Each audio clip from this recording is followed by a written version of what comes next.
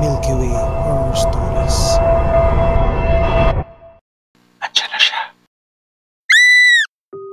Magandang araw sa lahat.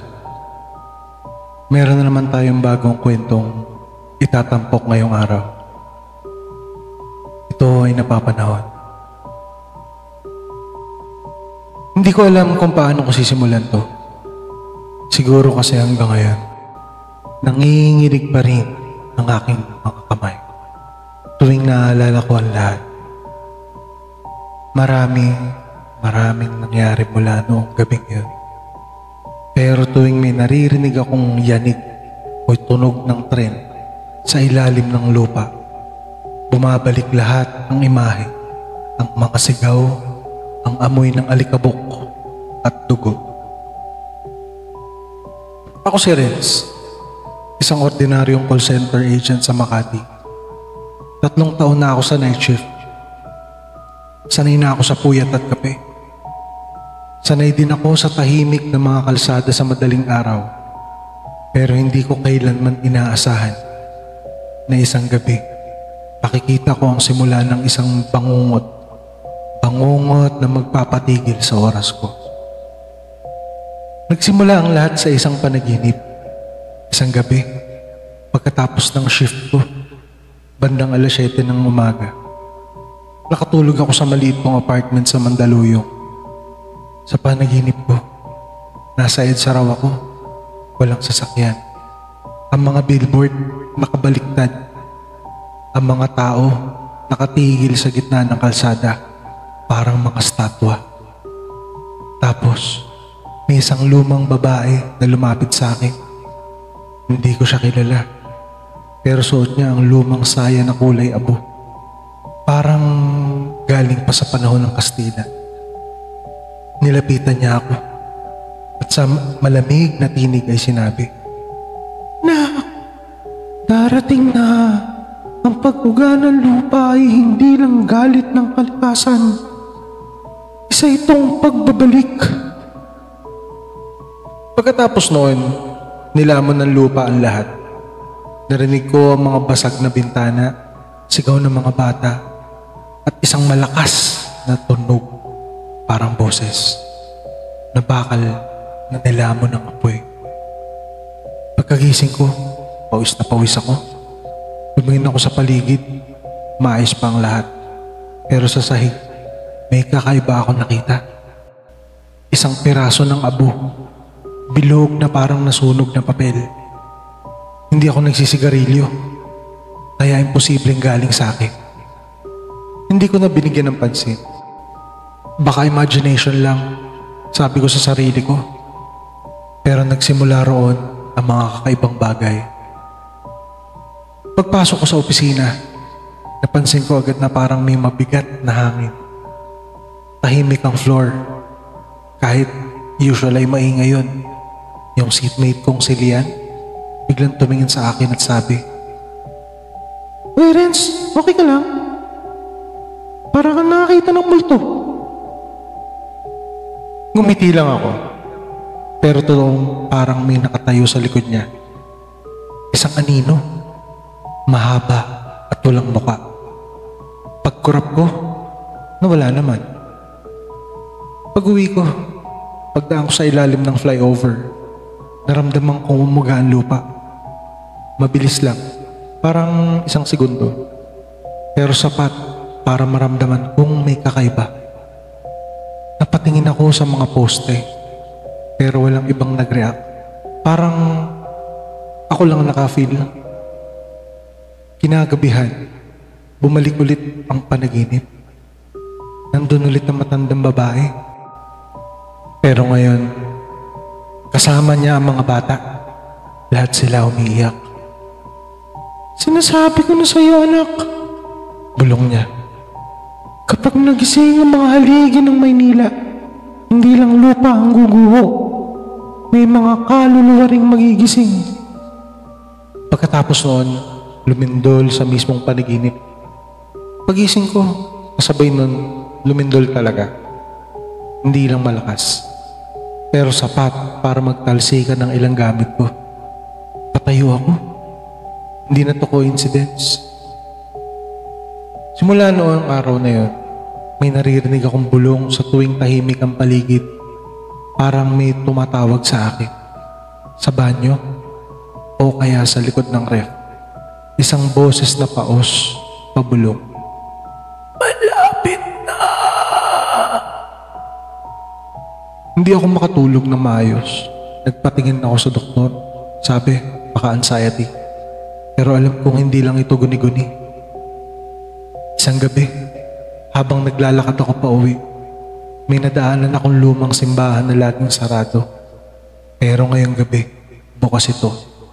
At sa loob, nakatayo ang matandang babae sa panaginip ko. Hindi ko alam kung anong puwersa ang nagtulak sa akin. Pero pumasok ako. Tahimik. Amoy kandila at alikabok. Lumapit ako sa kanya.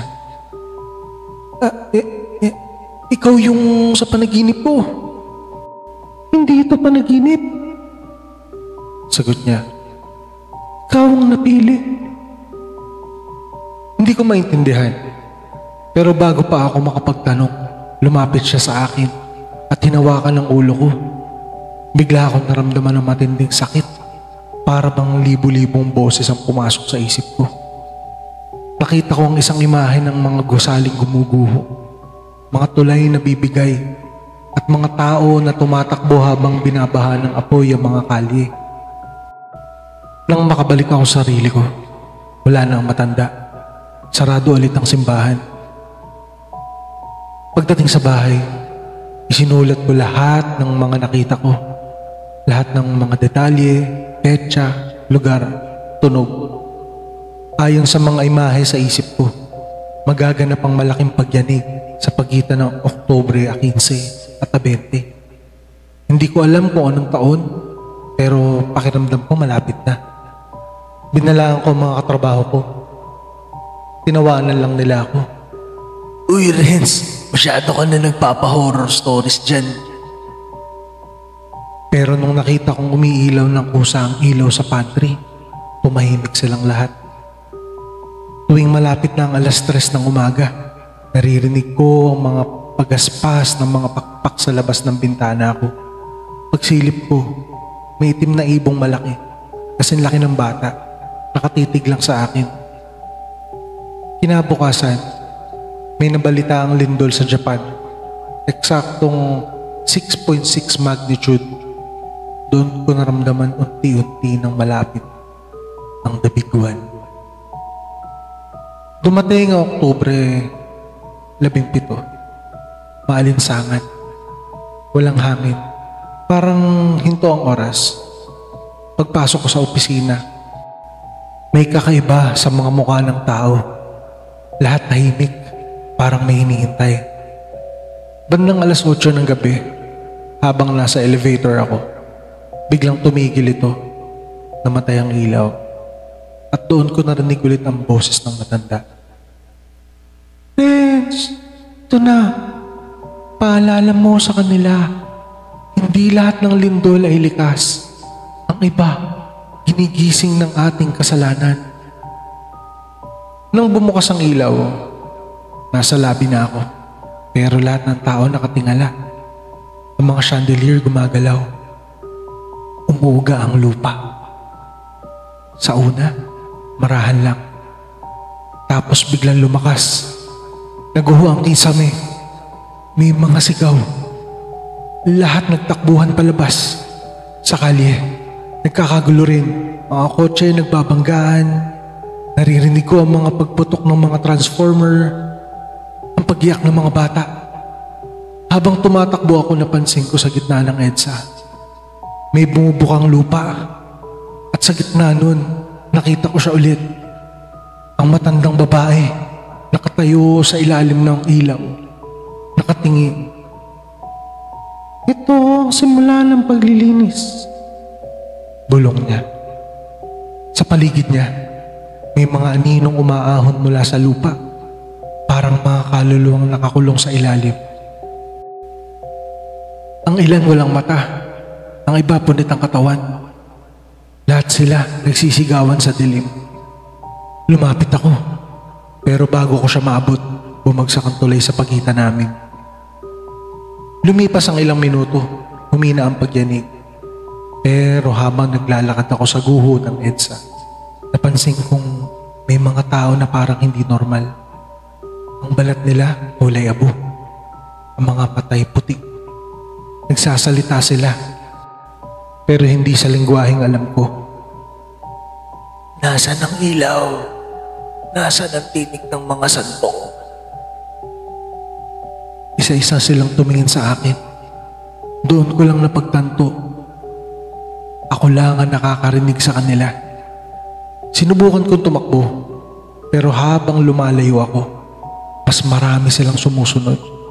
Parang alam nila na ako ang nakakita sa kanila. Hanggang sa maramdaman kong umiinit ang hangin. At sa malayo, isang maliit na apoy ang unti-unting lumalaki. Ang mga gusali nagliliyab, pero hindi normal na apoy, kulay asul, parang apoy ng kaluluwa. Habang nagtatago ako sa ilalim ng nasirang overpass, lumitaw ulit ang matanda. Ngayon, mas malinaw ko na siyang nakikita. Bakit ako? Tanong ko. Bakit akong pinapakita mo sa lahat ng to? Dahil ikaw ang huling anak ng lupa. Aniya.